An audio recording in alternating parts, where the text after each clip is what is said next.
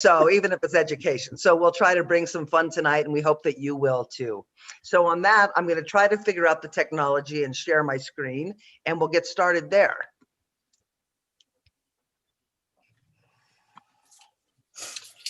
Great. So I will start us off. Again, my name is Josie Nixon. I use all pronouns. I do currently live in Denver, but have been a supporter of Boulder County since the moment I called them from my apartment while I was living in Michigan.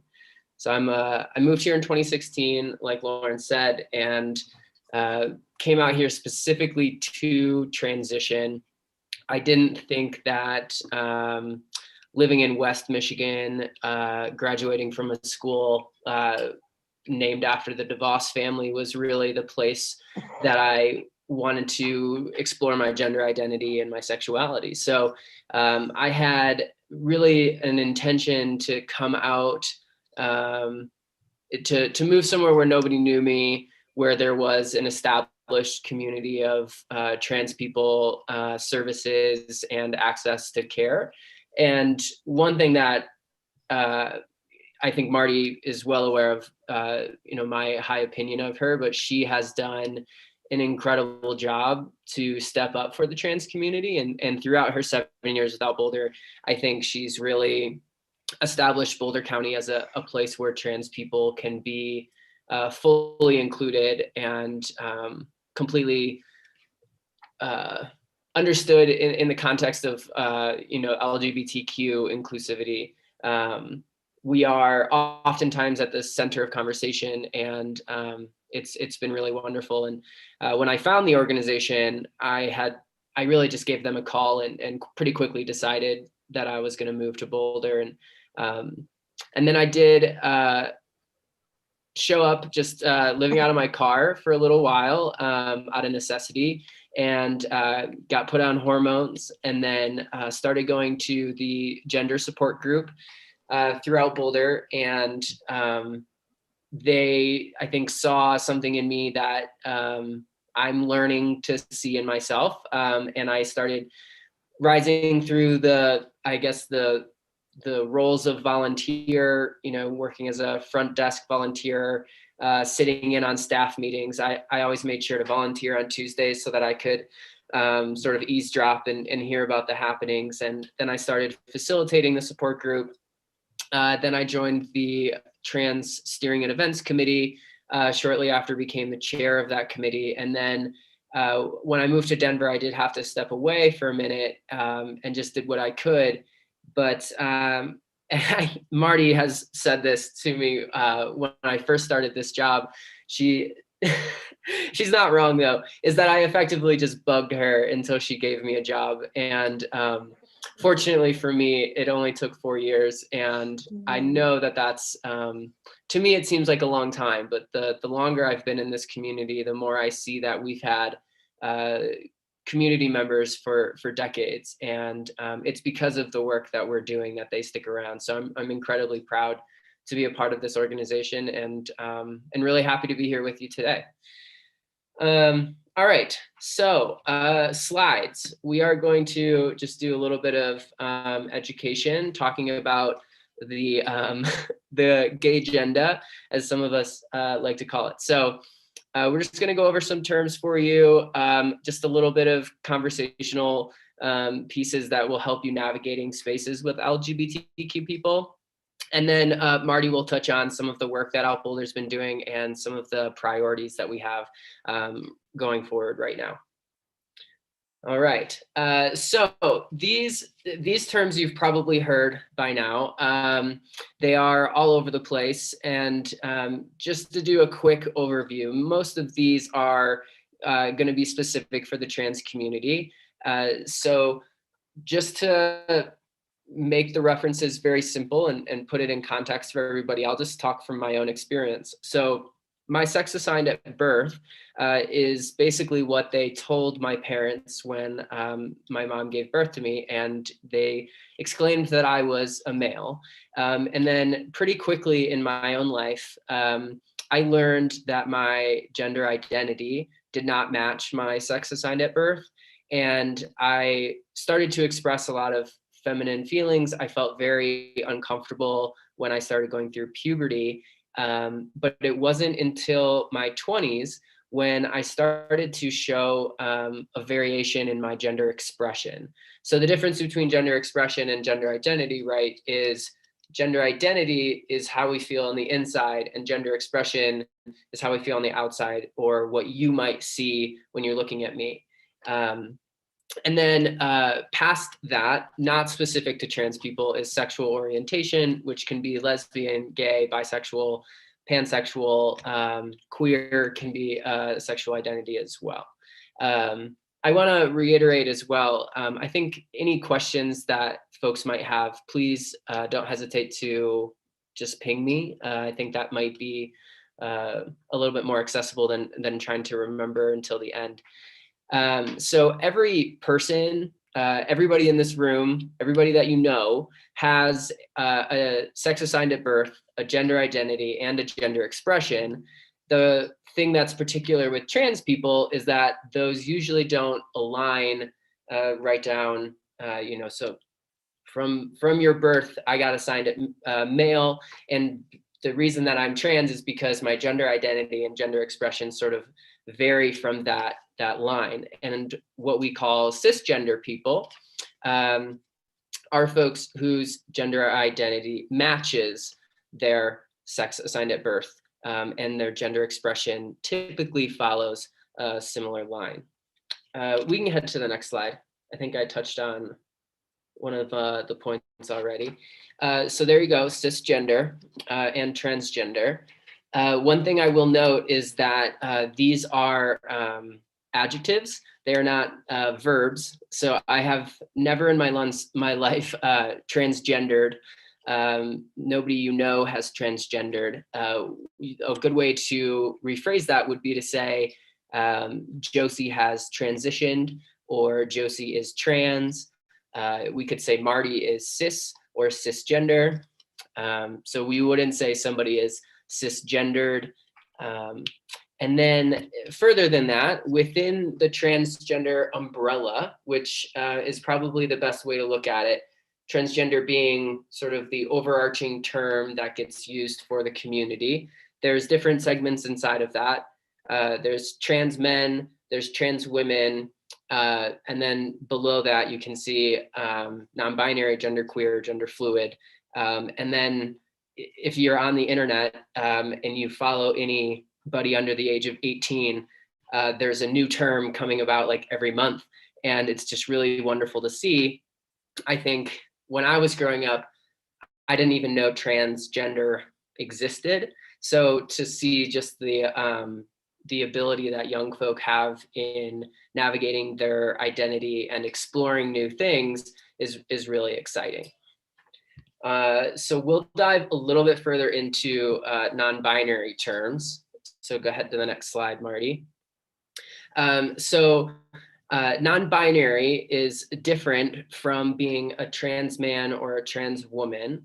If you are assigned sex at birth is male, and your gender identity and expression is that of a female, you're a trans woman, but you can still identify within the binary of male and female.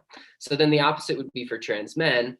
And then there is the very common stream of thinking that the gender binary is not an exclusive binary system. It's not a 1 or a 0 or a black and a white.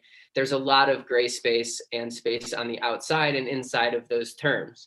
So that's where non-binary people find their identity and where they're comfortable with themselves.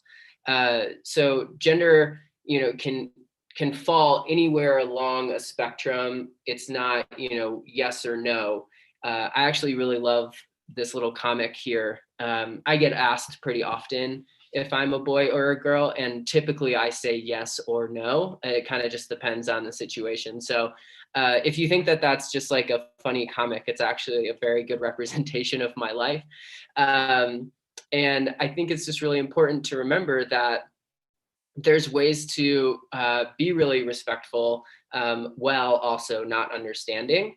And you don't need to fully understand how I feel about myself, the same way that we don't need to understand fully how Marty identifies within her femininity to just have a general respect and common courtesy towards them. All right, so then into some of the more common terms that I'm sure we all do know. Gay, lesbian, bisexual are all pretty common. Queer has gone through many shifts in the last few decades. When I was really young, I got called a queer when I was being bullied or teased. And then by the time I came out as queer, people were starting to use it as a term of endearment and a term of their identity. So I actually identify my gender and my sexuality as queer. I think it's easier for me that way. My gender and my sexuality are very fluid, and they don't stay in one place very often. So that can be just an easy way to express that flexibility. And then if for anyone who might not know, pansexual is a term that got brought about when I think the trans community started to speak about how bisexual wasn't representative of non-binary people. So you could be bisexual and be attracted to men and women, and then trans people that are non-binary were like, hey, that doesn't include me, and there's people that are attracted to me, what do they call themselves? So that can be a good use for the word pansexual. And that's obviously like a very surface level understanding of that word. So please don't take everything I'm saying like to heart as the only definition. The next action items that we can go into, just what we can do as a community of people. I think inherently we are all good people, and we want to create an environment that makes people feel welcome and loved and included. And I think especially in communities of faith, that's a really important thing. So just having the understanding and going to sessions like this can be a great way to do that. The next slide is just some ideas to keep in mind. I love the thought that LGBTQ people are everywhere, and I think you coming to this session probably indicates a willingness to learn and understand. But I actually was on a call today, and it just made me feel really inspired to know that as the nation continues to go through major shifts, I think it's important to remember that more and more kids are feeling comfortable. A lot of it's probably due to access to the internet in representing themselves authentically and saying that they might not be straight or cisgender.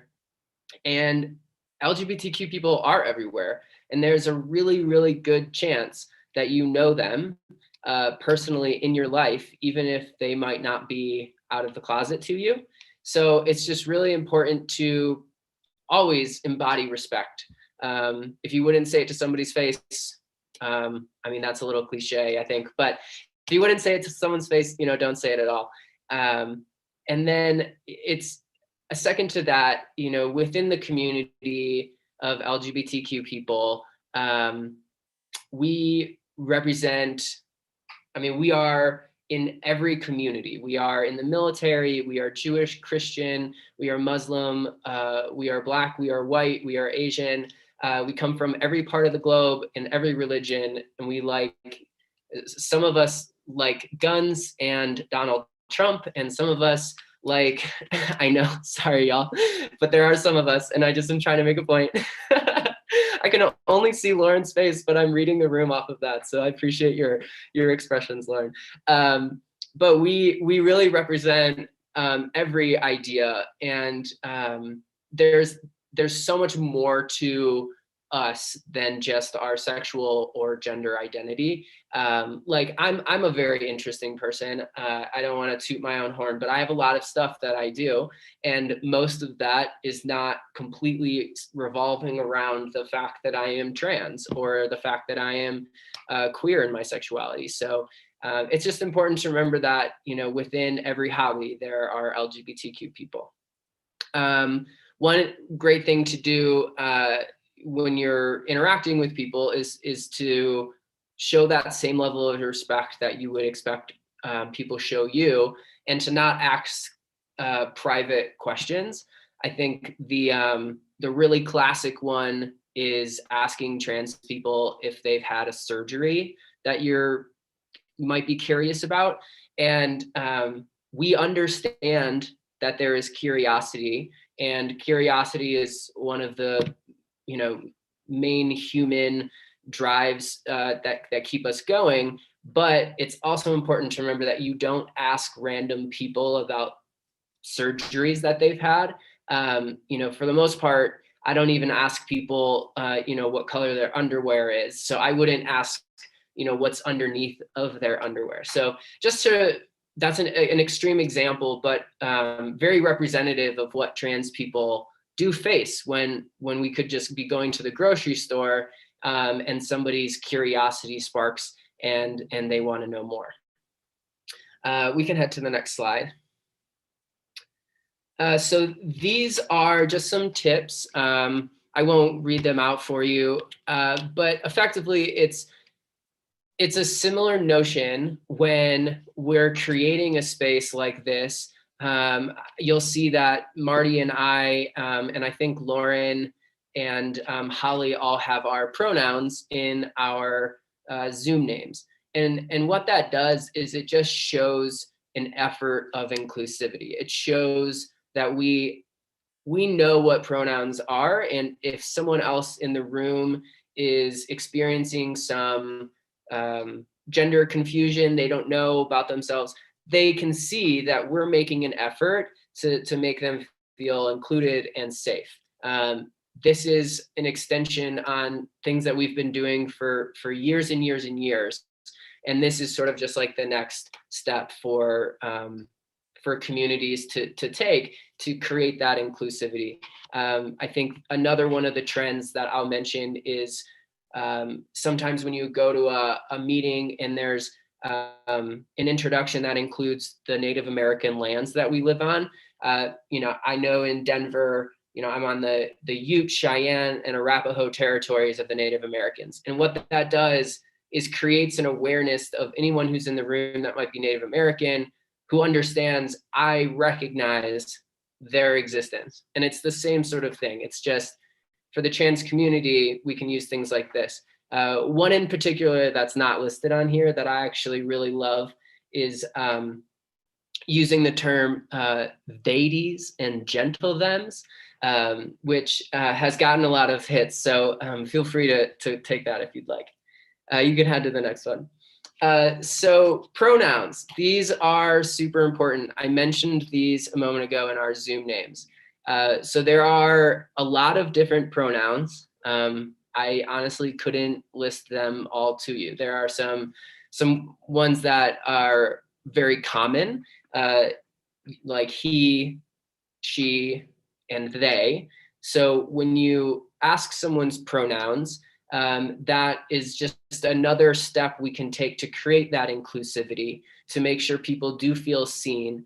And then also we're not assuming what somebody's pronouns are. So, you know, some of the examples here would just be to say, like, asking what someone's pronouns are. If you don't know, if you can't tell from looking at somebody, or there's even a slight hint in your brain that that person you're looking at, that you're about to walk up and say hello to, that you might not know their pronouns, it's really wonderful to just walk up and ask, because it is the safest way to do it. Trans people are very familiar with the question, and we love getting it because it makes us feel safe. Like, if you ask me my pronouns and I tell you that I use they, them, and theirs, I know that you're going to make a concerted effort to then use the appropriate pronouns for me, which is very just the kind and inclusive things to do. Some of the other ways to do that that are really easy would be to put them in your Zoom name, to put them on your social media profiles, to put your pronouns in your email signatures, things like that. Super simple and just shows your support for the community, I think. So I mentioned they, them, and their. That is a pronoun that I use pretty often, and it can be a little bit tricky to get used to. Getting my parents on board really showed me the difficulty that can happen for people that aren't surrounded by the community like myself. So it's really important that you practice using they, them, and their pronouns, especially if there's someone in your life who uses those pronouns, because if you're consistently getting them wrong, even if you're polite about it or trying your best, it can still take a toll on that person emotionally. And if you think about it, we've been using they, them, and their in a singular sense for a really long time. If we, an example that I used to use a lot is like, if you walk into a coffee shop and you see a backpack on the ground and you also see somebody walking out the front door, you might turn to your friend and say like, oh my gosh, they left their backpack here.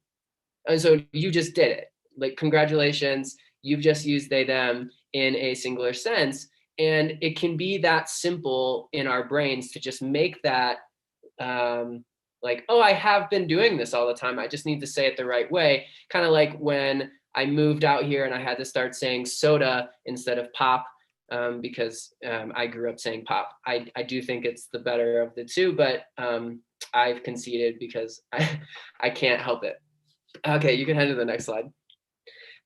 So mistakes happen. Of course, trans people understand that everyone is still making big shifts. We first and foremost appreciate the effort that you put in. I think intention is 9/10 of that.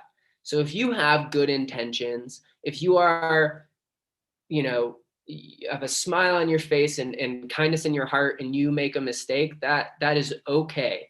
The trans person that you're speaking with is going to see the intention of your kindness, and that's going to mean the world to them. What you can do from there to best correct yourself, like it says here, is correct your mistakes. So if I were to say, talking about Marty, if I said, oh, well, she, and then you keep talking, you're talking about whatever it is that you, what point you need to make. There's no point in dwelling on your mistake. We know that it can be embarrassing to make a mistake because it's always embarrassing to make a mistake. So just keeping in mind that if you do mess up, apologize, correct yourself, and then continue with your day, continue with the conversation. And that will show the trans person that you're not making the apology about yourself, you're not centering yourself, and you're also not putting that trans person on the spot. But that is it for me, everybody. So I'm gonna hand it off to Marty, and then I'll be here the whole time. So if there's questions specifically about what I talked about, or if you have questions about my life as a trans person, I'm also completely an open book and happy to answer anything. But I also reserve the right to say no if I want. I'll reserve my question. Before I share slides again, I wondered, Lauren, are there any questions? This might be a place to open up and see if there's any questions from folks about any of the ideas and material that Josie presented. So I think I'm going to field questions. I don't mean to interrupt Lauren if she's going to answer as well. And I've answered a couple notes in the chat about people saying how amazing this is. And I've answered that, but I have not seen any questions in the chat. But please, folks, feel free to do so, and I will make sure that they are asked. And I want to say that people are very, very deeply appreciative and grateful for this open and kind conversation. Oh, now I did just get a question because now good. that was a cue. So someone is wondering if, I know we spoke briefly about pansexual, and it was shared that it was kind of going away from the binary of male and female, and to be, there's a difference between our gender and our attraction. And so in attraction, pansexual was talking about being attracted to all genders, meaning that it could be someone, a male, female, or non-binary. So I don't know if I just answered it, but the question is, someone asked, can someone define pansexual a little bit more clearly? Yeah, I think that was actually a great example or definition. It's really it seems like a stretch, like it would be hard to understand, but it really does just mean that you're attracted to people of any gender identity. So men, women, in between, outside of, above and below, it doesn't have much of a matter. Some people will say that are pansexual will say sometimes it's more about who the person is. And I think that might be true to some extent for everybody as well. Thank you. Yeah, and it can be similar or the same as bisexual, but I think some people take concern with the word bi, meaning that binary and that duo. But it's another Zoom conversation between people who identify as bisexual and people who identify as pansexual, discussing happily the differences. But I think you've answered the question for now. So let's move forward. Thank you, Marty, and thank you. Great. I was just curious. We were going to do polls, but we didn't plan ahead. So I'm just curious, in the room, does everybody know a gay, lesbian, bisexual, or pansexual person? Can you show of hands? Are we kind of there? There's a thumbs up. I can see people who aren't. What about trans folks? Do you have trans folks in your life? Well, and those of you who don't have your hand up, you do now, because there's Josie, and I've given you Josie's email. So now you know a trans person, and when your grandchildren come out, or your sons or daughters, or your husband or your wife, you'll have somebody to call, and that'll be Josie. So thank you for playing along with that. All right, we have had a couple people digitally raise their hand, but I think it's up to you, but we can wait till the end to take further questions or whatever you choose. I would honestly say the questions now, since the next piece that Marty is going to cover is less about gender and sexuality and more about the work we're doing as an organization. Is that okay, Marty? I think that makes total sense. Okay, so what I'm going to do, since there's a few people, I would ask, I might call on someone to speak, but then if the rest of you could write the question to me in the chat, I think it would just save us time as opposed to finding everybody and unmuting everybody. But I will ask, let's see, I will ask, so Shauna, did you answer, raise your hand? Okay, so Elaine, oh, okay, sorry, she took her hand. So Sheila, your hand is still up. Sheila, would you like to unmute yourself and ask a question? And can everyone else put their questions to me in the chat?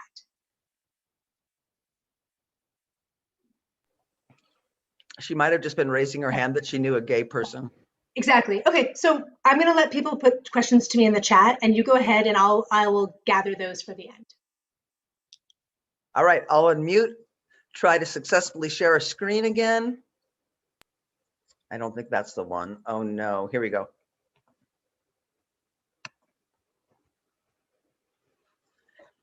So a little bit about me before I get into the work. So I grew up in Colorado. I grew up in a little town in southeastern Colorado called Los Animas, rural community. And like Josie, not knowing a trans person, I never knew a gay or lesbian person. And there was one person who came to my dad's vet clinic that certainly didn't conform with gender, and I had no word for that, and she went by Mrs. Phipps. So there was a little bit of a mind expansion, but I didn't know what to do with it. When I got to the University of Denver, and I met some people who were like me, and my world just opened up. And my mother still thinks DU made me a lesbian, but that's a whole nother discussion and panel. So when I finally got brave enough, or I actually wasn't brave enough when I was in Colorado to tell my family that I was a lesbian. And so what I did instead is I moved to another state because I knew what the church had told me. I grew up a Methodist and I knew what my family thought about homosexuals. And so I moved away. And I finally came out to them and it went as poorly as I had suspected. And I was gone from Colorado for 30 years, living in Seattle and New York City. When I came back to Colorado 7 or 8 years ago now, one of the reasons I came back and took this job is that I wanted to make, and I still want to make, Colorado a place where gay, lesbian, bisexual, transgender, and queer kids don't have to leave their families in this beautiful state to be who they are. And I think you'll see that in some of the programming I inherited when I came to Boulder County, and some of the new things that we're doing. So that's a little bit about me. So at Boulder County, which has been around since 1994. Those of you who have been in Colorado a long time know that in 1992, our neighbors voted to make it illegal by any state agency to provide us with anything. It was called Amendment 2 and it passed. And it tore up the LGBTQ community. The case went all the way to the Supreme Court in a case called Romer versus Evans. And Jean Dabowski, who's still in our community and a wonderful human being, took the case pro bono and argued in front of the Supreme Court. The law was never enacted, but many organizations that are around today, including Boulder County, got their start shortly after that. Boulder County, we're still called Boulder Pride with the federal government, but it was a group of activists here in Boulder County who got together and wanted to make a difference. And so at that time, they had no space. Their first Pride parade was a block long. Now when we have Pride pre-pandemic, we'd have 15,000, 8,000 people at Boulder Pride and 5,000 or 6,000 in Longmont, but it started a block long. And I still have the baton that somebody twirled in that parade that hangs in my office. They also, at that time, had materials about coming out or where to secretly meet for a dance. And somebody carried all that material in the trunk of their car. And somebody had it for a week. And then when there was a hotline, so people could call in, this was way before the internet. I'm sure they were still dittoing materials somewhere in somebody's office. And then they would take the materials to that person. The next week, another volunteer would fill their trunk with materials. And that's how the organization got started. Since then, we've grown a little bit. However, my trunk is still full of materials. I'm usually going to one event or another. And at Boulder County, we do a lot of really great stuff. I'm really proud of the people who work at Boulder County and the work that we do. One of our most important programs is our youth program. Jenna Howerton, if it's Thursday night, they're probably meeting with youth right now. We have 3 different youth programs. One is on Monday night for middle school youth. One is on Wednesday night and one is on Thursday night for high school youth. And they are planning, there's a big event tomorrow called the Night of Noise, which you can find on our website. Glisten started an event years ago called the Day of Silence, which many schools will be participating in tomorrow. And it's where they literally will put tape across their mouth and or not speak for the day to bring attention to youth who experience bullying at school. And to make a point of that. Well, Boulder throws a party because we love to throw parties, and it's called Night of Noise. So we have youth interns who've been planning all this. They have some speaker that is a hit on TikTok or something like that, that I am not aware of, but I'll look forward to hearing them tomorrow night. They also do a youth dance, a queer prom every year. Well, last year being an exception. We're hoping in the fall we'll be able to do a dance this year. And then 2 years ago, we started a camp where we go into the mountains and they camp for 3 days, spend 4 nights, and hopefully we'll be able to do that again this year. We do everything from to provide youth with binders. Binders are something that you put across your chest to flatten your chest out to not suffer from gender dysphoria. We give instructions with those and safety things. I saw tampons on the other thing, so I'll use that as an example. You don't leave tampons in for days. You don't wear a chest binder for days. So we send those out. We also do a lot of work with the school districts. We serve both Boulder Valley School District and St. Vrain Valley School District. I have the cell numbers of both superintendents, and I use them when necessary. And we have GSAs in most schools. It's been a tough year for everyone, including schools and GSAs and students. We do know that suicide attempts are up in our youth population. And so that's very concerning. We also were mandatory reporters in our programming. We did, in this virtual environment, we did more mandatory reporting than ever. Youth who actually got some freedom at school were now at home with parents who were not accepting. And that created some real problems. And then I think also teachers were doing more reporting, but we were seeing the youth consistently in our groups. So that was a sad turn of events, but we were glad that we were there for the youth. The other big program we have, and Josie alluded to it, and it was life-saving for Josie, and it is for many others, is our trans programming. So on Monday and Thursday nights, we run support groups, trained facilitators who hold support groups. And attendance, one of the things that we found in virtual attendance for the trans community is these Zoom things, gender dysphoria can kick off like crazy. If you're sitting looking at yourself over and over again. And so, we've given guidance on these Zoom things. You can hide self-view and some of those things. And so that's been a little tough. And attendance has declined some, but the groups are still going well. And I think there's probably 25, 30 people a week who reach out for support in that. Josie talked about the Trans Steering and Events Committee. We have a leadership group that helps me when the press reaches out, helps me to make sure that informs me on what kind of program we should be doing for the trans community, and also puts on events. I think 2 weeks ago, we had Trans Awareness Week and a Trans Day of Celebration, which were great events. One event was Latina asylum seekers.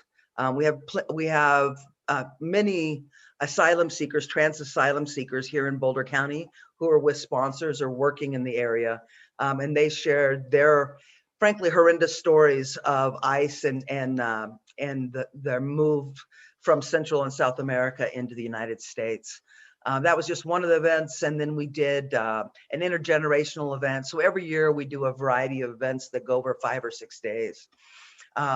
We also, our emails and our phone is often ringing for people looking for referrals.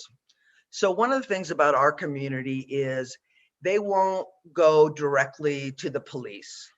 They won't directly go to the domestic, to SPAN if they're in a domestic violence situation. They won't directly go to the homeless shelter. They come to us, tell us their situation, and then we do a lot of education about those organizations, which are great allies and great trusted organizations. And then I don't know how many times I've been on the phone with somebody as we've called SPAN to find services and a bed there. So we do a lot of those. People with legal problems. People think we know everything just because we're queer. And so they call with all kinds of interesting things. We get a lot of people looking for legal things around workplace discrimination in particular. Also some family law, if you're in a lesbian relationship and you're not really married but you're getting a divorce, what does that look like? Those kind of referrals. So we do a variety of referrals through our work. Parents are reaching out looking for support on a regular basis. We are also the people that bring you pride. And we're planning on that. It's going to be in June this year. We do a variety of events, a pool party, which I think is being canceled again this year because of COVID, which is the one day a summer where a trans person can swim and feel good in their body and not gawked at and dive in and jump and play. It's a fantastic event, but I think we're going to have to wait one more summer for that. So we do a variety of things. We have a weekly newsletter that goes out to, I think I just asked Charlie today, 3,800 people with a average 23% open rate, and it goes out every week. We share a lot of information from the Jewish community, and I think we partner with a number of organizations and share their information too.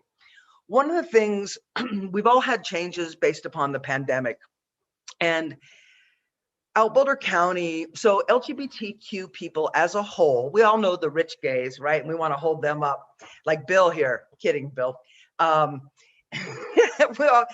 but the reality is, as a whole, the LGBTQ community is poorer, more likely to be in a service-related job, more likely not to have insurance or a trusted relationship with a doctor. Less likely to have a car. I mean, you can just kind of go down the list. When you talk about the social determinants of health, you'll find us that we don't rate very well there as a group. So shortly after the stay-at-home orders went into effect, Mikkel, who works on our team, crafted a survey and got it out to folks. And we found there that a lot of people had lost their jobs already. Unemployment wasn't coming. If you applied for unemployment, you may know these horror stories of not being able to get through. Apparently the people with fraud can get through, but the people who are accurate or who real people are having trouble getting through. And so there was people didn't have access to food. Again, as I told you, they won't go directly to the food bank. They're going to come to Boulder and say, where's the food bank? If they can break down that pride to be able to reach out for that. So we found that our community was in pretty poor mental health and in really bad economic situations. The Human Rights Campaign out of DC did a survey, it's probably been 2 months ago now, and they reported that 1 in 5 LGBTQ people are currently unemployed. So what we did with the information that we collected is that we started seeking out grants. We first received a grant from the Colorado State COVID Fund, then from the city of Boulder, then from the Excel Foundation, and then from the county, Boulder County. And what we did, we've never done this before, we quickly put together an application that was vetted. We pulled together a committee, because if I was gonna write the check, I couldn't be deciding who was getting the check. And we've given out over $100,000 in grants. And Boulder, we didn't take anything in administrative fees. We just wrote the checks. And the first round was all volunteer folks giving of their own time to review the applications. And then the next 2 rounds, we asked for some funding for their time also. So that's pretty darn amazing. And we just gave out another $30,000. All the checks went out in the mail in March. And so most of them have been cashed now. In that funding we received from the city of Boulder, they also funded, we're calling them a community advocate, but they're like a case manager. So when somebody's in those dire straits and they're telling us that their car needs fixed, they need mental health support, the check's gonna make them feel good for a little bit and maybe keep them in their house and get something to eat. But there's some long-term safety net places that they need to be plugged into. So our community advocate is working with folks who receive direct aid and also folks who reach out who are in bad situations. So those are new programs that we added. I'm going to talk about the vaccination clinics a little farther down the line. So we do a lot of advocacy work, and it's my favorite thing to do. And so in the city of Boulder recently, it went into effect after the lockdown. So as we start going out more, you're going to start seeing this. But the city of Boulder passed an ordinance through their building codes that now new builds and even existing facilities with single stall restrooms are going to label them all gender. So that's a big win for us. And they also changed the building code. It used to be very onerous to build a multi-stall bathroom that was all gender, and they changed the rules up a little bit on that. So now you could actually build something that's all gender. An example of how that's important is when Bank of America was building their new branch on 28th. One of their I think she was in charge of that bank, was on our board for a while. And she really wanted to have all gender bathrooms. There weren't going to be urinals. There were just going to be bathrooms. And she couldn't do it. And so now somebody who wants to do that will be able to do that. And so I'm pretty excited about that. We do a lot of work with the county. One of the things that I'm most proud of, and I get in trouble in some circles in talking about it because police are problematic. But about 5 years ago, and I won't tell you what had happened then, but you can do the math. Hate crimes and hate incidents spiked. I had been here 3 years. I had had one hate crime cross my desk. And then within weeks of the inauguration of the former president, the phone started ringing off the hook. The emails were coming in. And within a year, we had, I think that the number was 24 incidents and or crimes. Simple ones with, nasty graffiti to real harm with hospitalization and hate crime charges being filed. So through that work, we started, well, part of it was Jane Brodigan, the outgoing city manager who I miss in the city of Boulder. And one of the first tasks I was given when I came to Out Boulder was I was called to a city, Carmen Atzolano's office, and she said, Jane Brodigan wants the HRC municipal index to be much higher in Boulder, in the city of Boulder. What do we need to do? And one of the ways you could get 10 points was if you had a police liaison. So knowing that, I asked Jane for an introduction to Greg Testa, and then Greg connected me to some others. And so we are leading statewide an LGBTQ liaison program. And in the city of Boulder, we have 3 liaisons. And here's an example of how they work. So I get a call, this is, I think, right before the pandemic. I get a call from the city of Longmont asking me if I knew a person because she's trans. So I must know all the trans people in town, but I didn't know this one. And so I called, and they said that her phone was pinging in Boulder. So I called my liaison and he started doing the research. And he's a police officer and I'm not, he's a detective. And he actually found where she was. And one of the great programs that a lot of municipalities, police departments are doing is they're pairing mental health with officers. And in Boulder, it's called the EDGE program, I believe. So Kevin got a couple of mental health providers with him, hopped in the car and found her, and because she was suicidal, and she was willing to go to the Out Boulder office. So we met there, the mental health people did an assessment, and then we were able to get her into the Boulder shelter. And now she's working out of the shelter and probably has made a few of you coffees at Starbucks as of late. But I'm so proud of that partnership. And we've done trainings in the jails. We've worked with the sheriff's office. One of the things in Colorado, when you go to get your driver's license, you can check male, female, or an X marker. And it was something that One Colorado advocated for. I think there are 13 states where you can get an X marker, which some trans people or non-binary people may do. But the reality is when you talk to federal systems, whether that be banking, whether that be the police and sheriff, whether that be getting SNAP, no systems work for that. And so the sheriff's office called us over with their data people and they said, we want to collect this X, but we need to figure out how to get it into the federal system. So I feel like there's a real give and take and trust between agencies and organizations to allow us to serve the community better. We do a lot of work in St. Vrain and Boulder Valley schools, including a speaking out program, a trained group of LGBTQ people who go into social studies classes or health classes, and we're doing them on Zoom too, and talk about the LGBTQ experience. Of course, you have to be approved by the district to be able to do that, and we have all those approvals. We're currently working on a Senate bill around health equity. So we also do some work in the legislature. And related to the vaccine work, we're doing some congressional advocacy right now.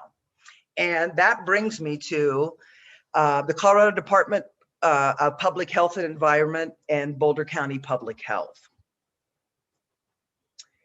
So right now, I wish I could see everybody's faces because these slides up, I can't.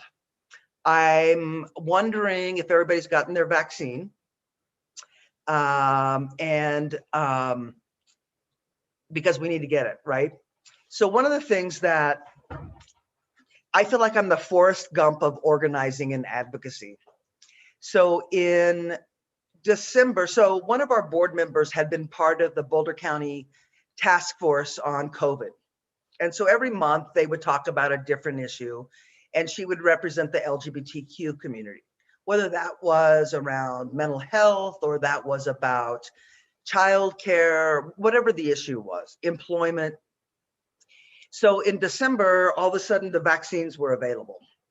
So in that conversation, Dr. Gray said to the powers that be, would it be helpful if Out Boulder did a survey on LGBTQ feelings about the vaccines? And they said that would be such a gift, yes. So we got a survey out, which ended up being the first in the nation. That's what I mean about the Forrest Gump, just right place, right time.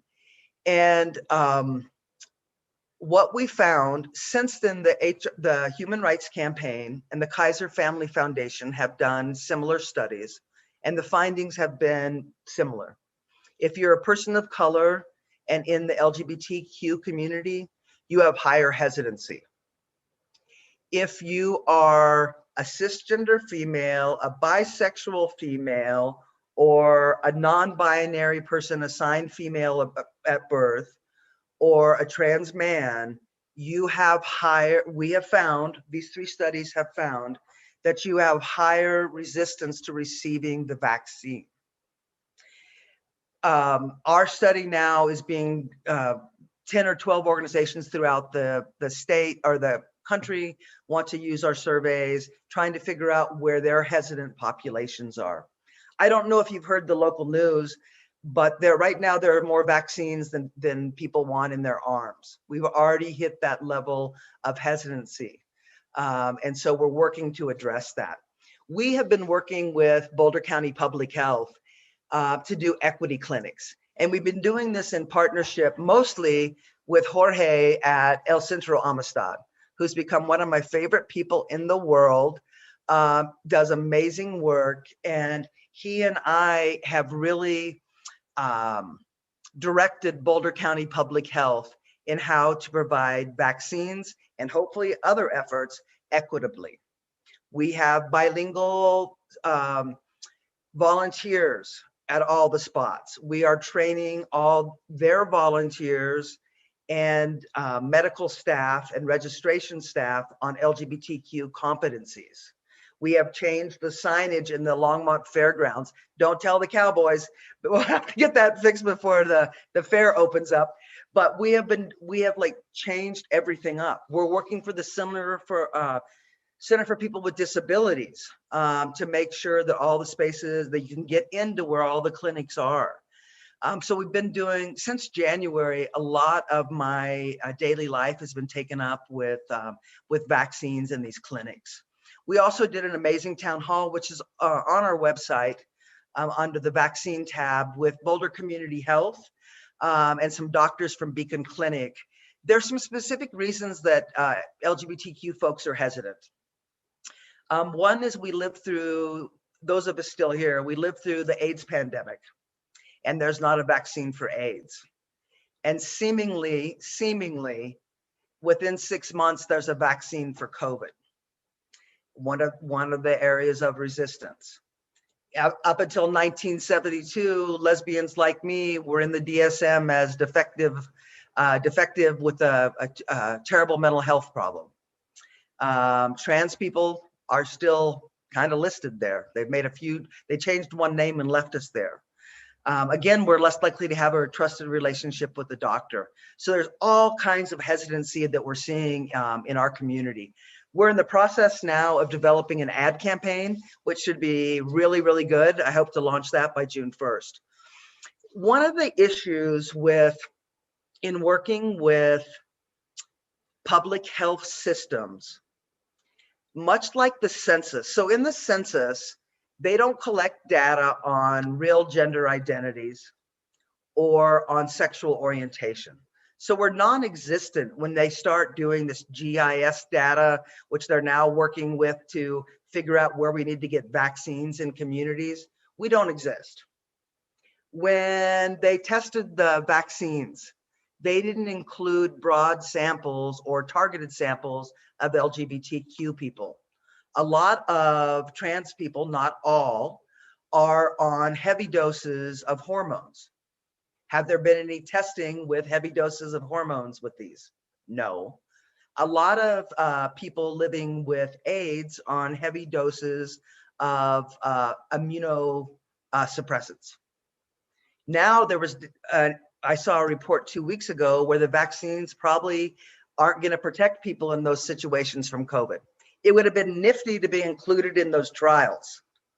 So then we don't have another level of hesitancy to work through, or to have people who aren't fully covered by taking the vaccines. So we have been doing work at the state level, at the congressional level. Diana DeGette is in charge of the committee that the CDC and NIH report to. So we have made our point loud and clear at that level. And it must have gotten somewhere because the CDC Foundation asked us to apply for one of their grants to work on this project in our community. And I just got that submitted today. So cross your fingers on that one. So there's a lot of work to be done, to be seen in data. And I just see it as another level of discrimination. I'm not sure what the holdup is. That what they'll tell you is it's a cost issue. And I can tell you that there's a larger cost issue by not including us. Been spending a lot of time on that. I do feel like there's two pandemics happening simultaneously. We have the COVID pandemic, and we have a mental health pandemic. We are currently, so we did the survey in March of last year, so we're doing another one now that, a year out. The survey is still open. We've had 203 respondents. So I asked the data analyst to pull numbers for me today. And if this doesn't break your heart and tell us that we're in a mental health pandemic, I don't know what will.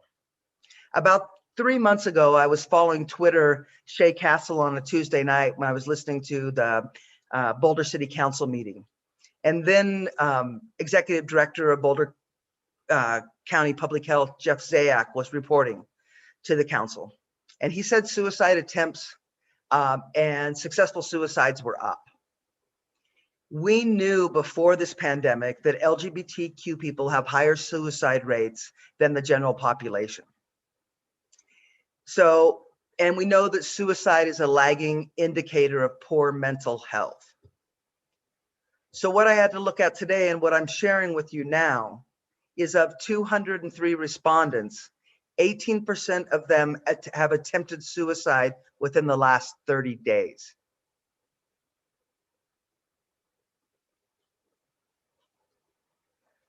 %, have a plan, and 30% were thinking about it.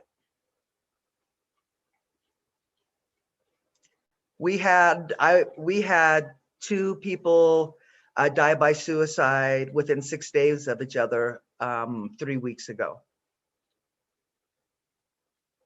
I just talked to one of the young person's mother today and went to a service on Sunday.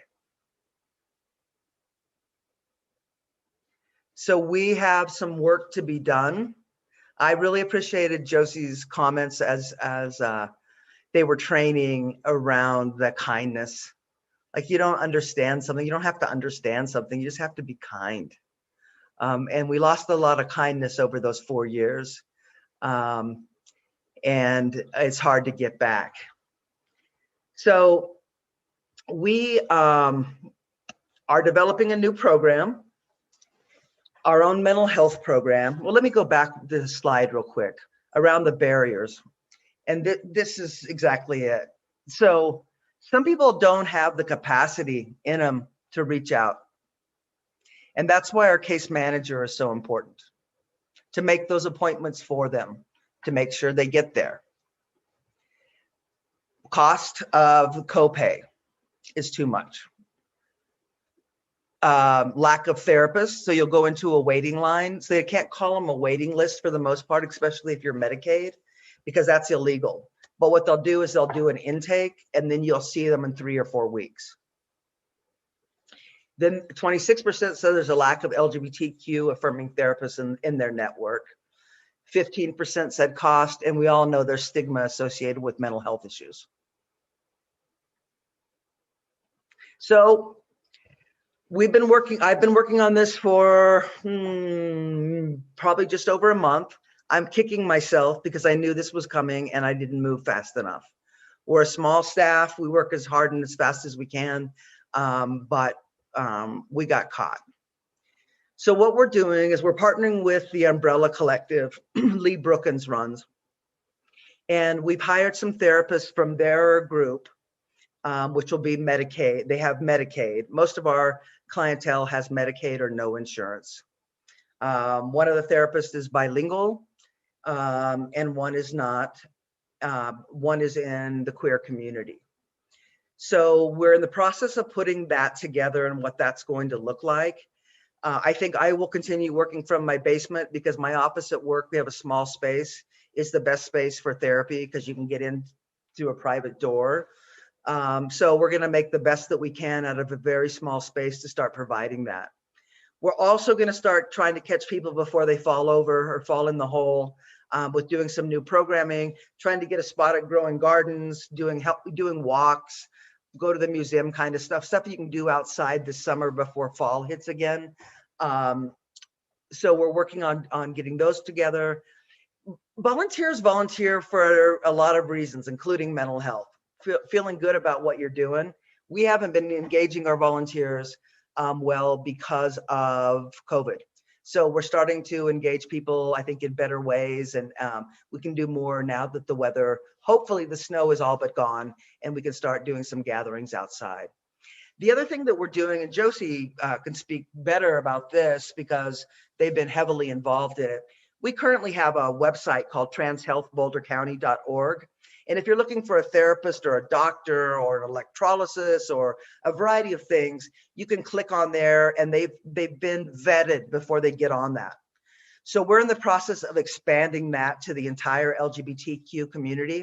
And that'll be, the lack of finding doctors. We're hoping to take care of that. And we think that can be a statewide resource where you'll be able to say, I'm in Pueblo, who's down here. So through technology, I think we can broaden that and save more lives. On this program, separate from the health of the new website, I'm in conversations with the Community Foundation of Boulder County and Boulder County itself to see if they will provide some of the startup funding. But we need to fund this new program while keeping our other programs up and running. So tonight, if you're so moved, you too can be a part of the mental health program. I'd like you to think, as we leave this and as you head into 2 more programs put together by the Jewish community, that you will stay engaged in learning, that you will practice using that pronoun they, that you will, when you walk into the bathroom that says men's room and there's no urinal in it, you'll think to yourself, why does this say men's room? That you'll just start questioning the way things are. If you're working in a big company, a lot of companies have employee resource groups that are LGBTQ specific. It's a good thing to join. There's a lot at Seagate, for example, I think has more allies than queer people in it, but they have trans kids or gay kids or a gay brother, and so they join. That's another way to get involved. Talk to your children and families, maybe listen to your children and families as they bring new information in Or, share that I learned tonight that somebody uses they pronouns. What's that all about? And let them explain it to you. Supportive school policies. There's a lot of good work done by school boards. I can't believe anybody would want that job. Comes with no pay and a lot of grief and a lot of work, but they do some really good work. So when you see them doing good things for marginalized populations, feel free to send them an email and thank them.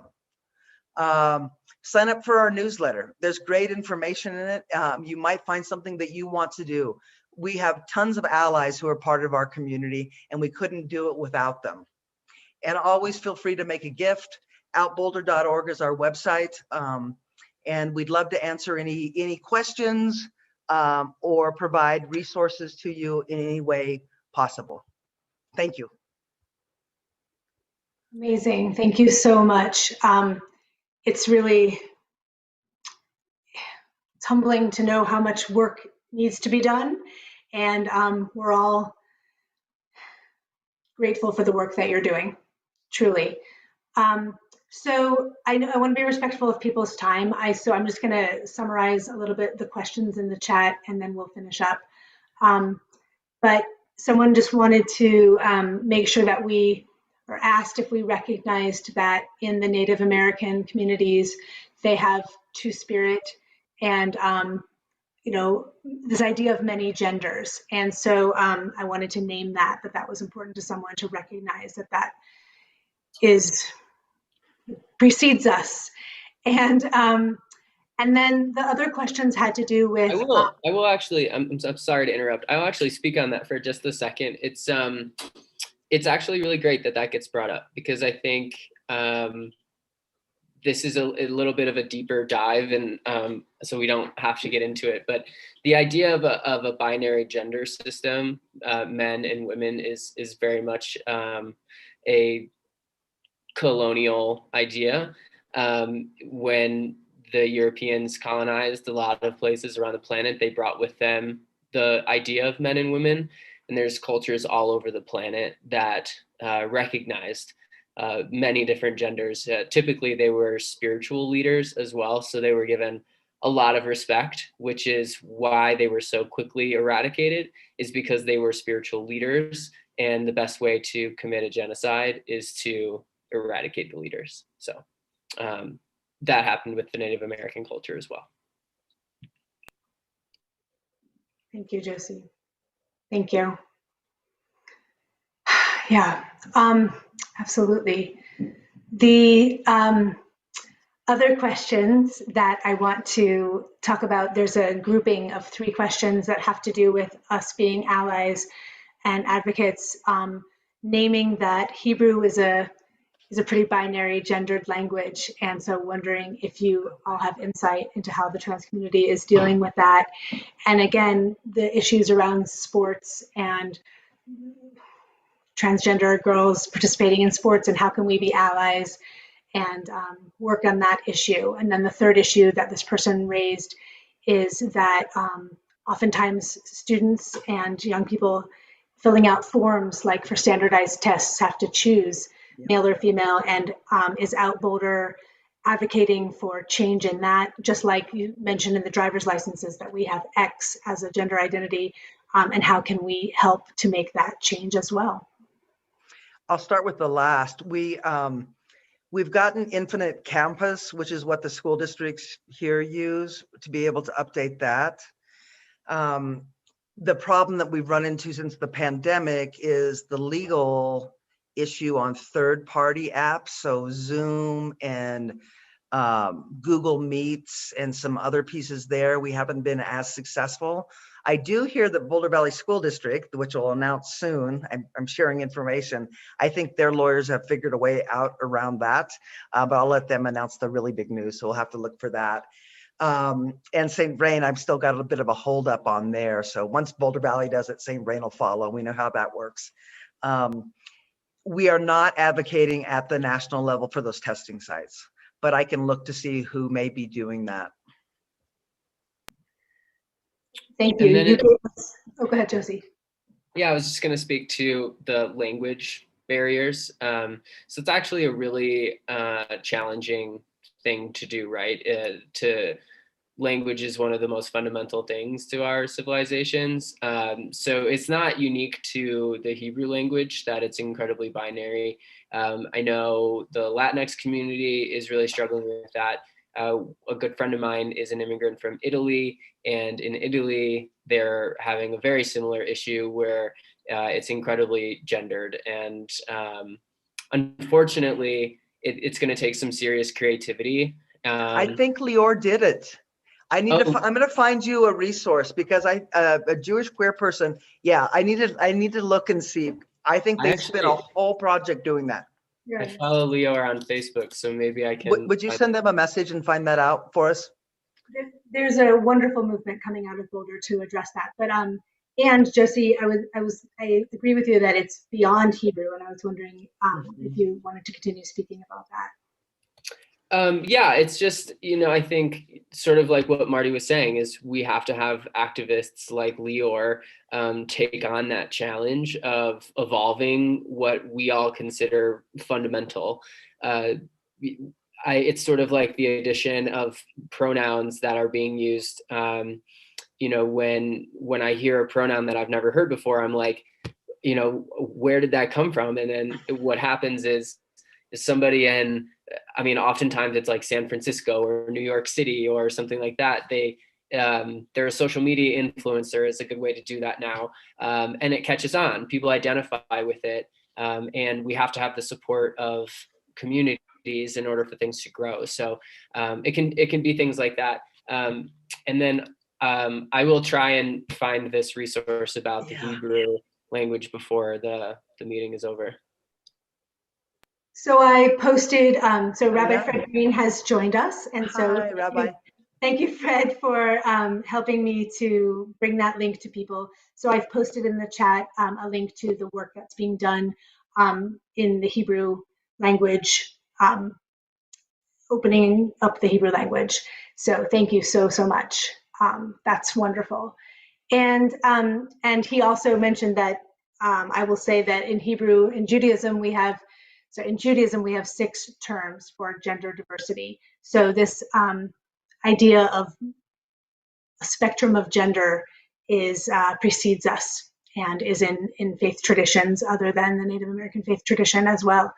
And I'm going to ask one last question, and then I think if people want to stick around and ask questions, but I want to be respectful of people's time, if someone is interested in becoming an LGBTQ affirming therapist, so if they are someone who works in social work or therapy, do they self-identify as such, or is there a process by which they can be named that? That's you, Josie, your questionnaire. Sure. So I think that one of the important things to remember is the community very much recognizes that there's a growing community or a growing awareness around the desire to be an inclusive provider of healthcare and mental health care. But the difference in being tolerant and being successful at providing care is really important. So everyone in this room, I would say, is here with really good intentions, but some of us have gone through extensive training, lived in the community, sat through many conversations. And I would say that it's generally going to be seen as more advantageous to find trainings that are specifically for your field. The questionnaire that we're going to be listing for the resource that we're building for the LGBTQ healthcare website it's long because the LGBTQ community has a history of being discriminated against in the healthcare industry. So the reason why it's long and the reason why we want to know so many things is because it's a challenge to understand the dynamics of a whole set of diverse ideas and people and identities. So the first step is wanting to take that, is to start getting involved in conversations. I'm not sure. I'm not a therapist or a doctor, so I don't know if there's. Oh, come on, go ahead and give it up. You're both. I don't think I could qualify as licensed or anything, but I do think it's important to start getting involved in conversations with colleagues, with people that are doing the work that you're seeing that you want to support. So finding those trainings and community is a great step. Yeah, I think there's continuing credit kind of stuff to get that. Also for the medical industry, there's a group called GLAMA, Gay and Lesbian Medical Association. And then there's also an LGBT committee off of the AMA. So there's some people doing some work in the medical field. Wonderful. Wonderful. Thank you so much. I have to say that this recording will be on the Har HaShem YouTube page.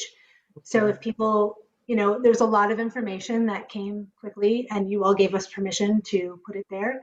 So if you want to go back and review and understand, and in that light of continuing our learning and continuing our growth, and wondering how we can be supportive of you all, I can't thank you both enough. And so I'd like to end the program by asking Lauren if she'd like to say any final words. Well, I just want to echo that we are so appreciative of your time, that you came and told us your stories, that you made this your life's work. It's just been very informative and inspiring, and I think we're all hoping we're making our way back to kindness. So thank you. Thank you.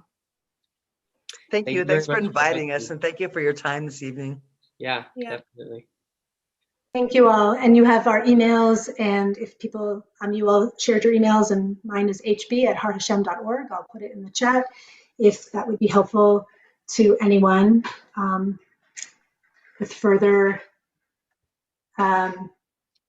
needs. Sorry, I'm having typing and talking at the same time. The struggle of Zoom meetings. Exactly. Rabbi, it's good to see you. It's good to be here. Sorry, I couldn't be here for all of it. There was a family in mourning. We were leading a service, but it wasn't hard to travel over to this new Zoom room. So I'm glad I was able to come for the last little bit, and it's good to see all of you. Great. Thank you all so much. Good night. Good night. Good night. Thank you.